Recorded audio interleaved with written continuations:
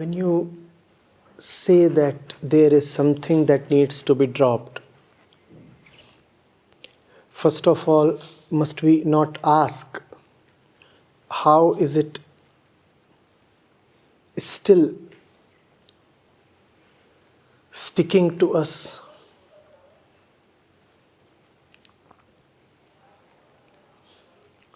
No thing, thought, person, event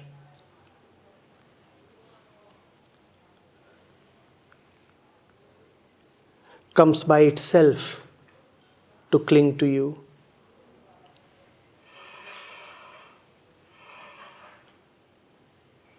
We are the one that clings to things. And if we are clinging to things, we must surely be having reasons to cling to things.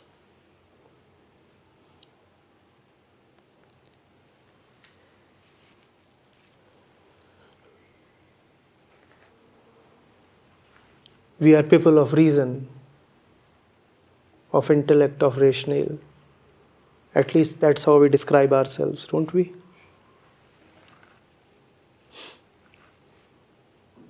So if we are investing a lot of energy just clutching something, just keeping and maintaining something in life, surely we have given ourselves a good enough reason.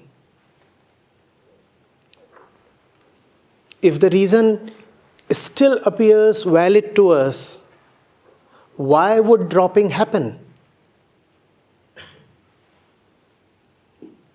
Then the effort to drop would be reason against reason.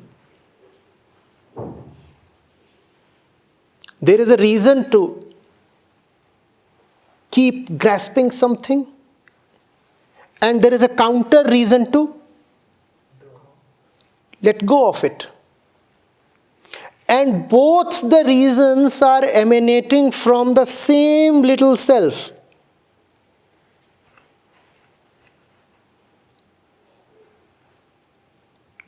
Reason fights against reason. Which one wins?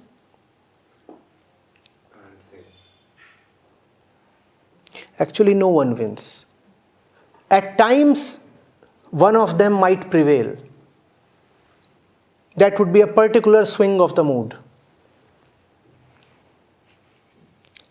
At other times, in other situations, other reasons will dominate. That's the opposite swing of the mood. Sometimes this way will appear correct and sometimes that. But there would be no final or decisive victory.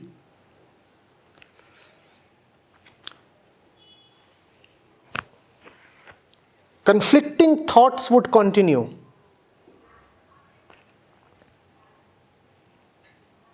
An inner strife would remain. And all that is a lot of work, no? All that is a lot of effortfulness. This fighting this, and then this counterpunching. And all of that is happening because there is still a multiplicity of reasons. Because one has not come to one pointedness of purpose. One is not seeing what is really, really important, or rather, one is not honestly acknowledging what is really, really important. So there are many and conflicting priorities. Oh, this is important, oh, this too is important. And all these things that are bits and pieces important keep clashing with each other. No one really wins. It's an indefinite civil war.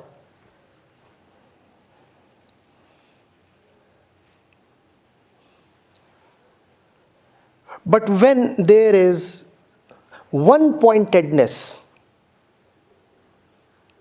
then all the other things fall off. Gone. This is what I need and this is what I must have. Why must I keep looking left and right? Don't I already know what is precious to me? If I don't know, then what's the point moving left and right? And if I do know, then what is the point moving left and right? And I assure you, there is nobody who does not know what is precious to him or her.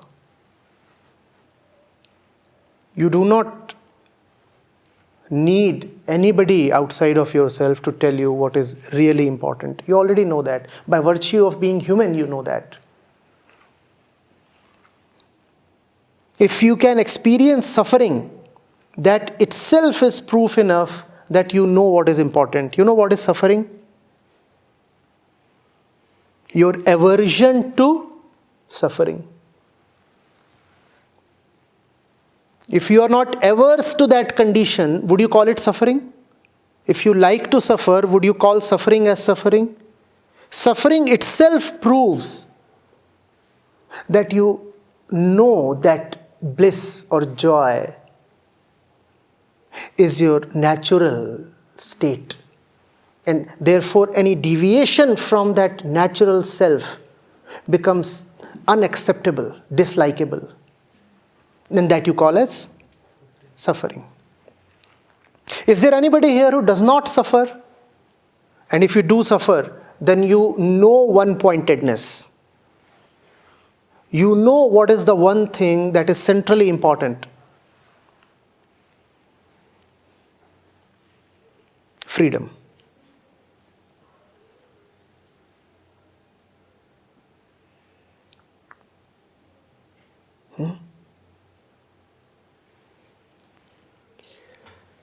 Now where is the inner strife?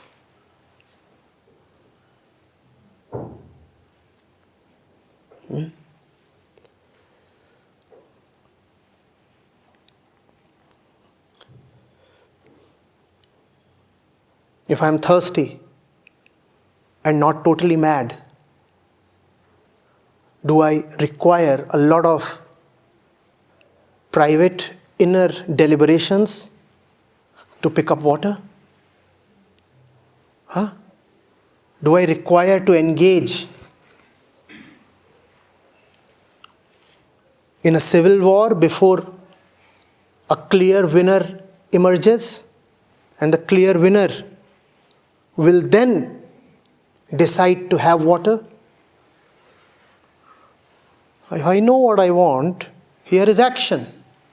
I don't require an internal effort then. Externally, physically, materially, yes, effort might still be required. But in the quotation that you talked of, we are not talking of physical effort. We are talking of the internal effort.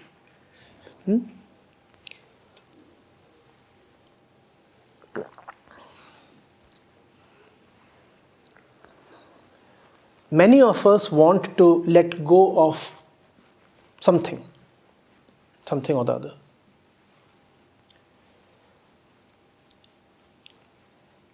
The entire emphasis is then on dropping. I would suggest you take a step back and ask yourself, why are you holding on to that thing, thought, person, whatever it is in the first place? Because you see, we are stubbornly reasonable people. Unless you address the reason that keeps you attached to that favorite object of yours, you'll not be able to let go of that object. And you certainly do have a reason. The reason might be totally rotten. But that you discover only after you examine the reason. Examine the reason first. Don't be in a rush to drop or let go or tear yourself away from that thing.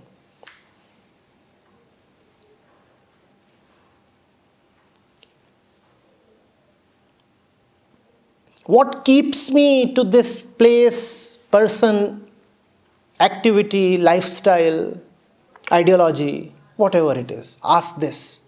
What keeps me to this? What keeps me to this?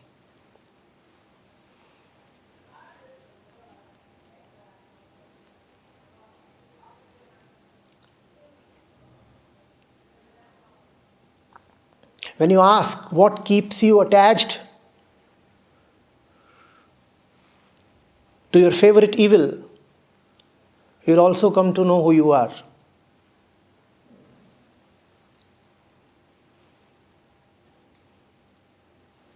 You cannot answer the question, who am I,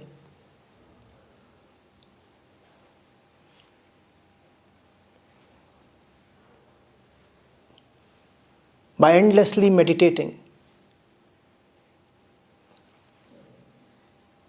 The answer to that question is contained in your sorrow, suffering, and attachment. If you are attached to money, you know who you are.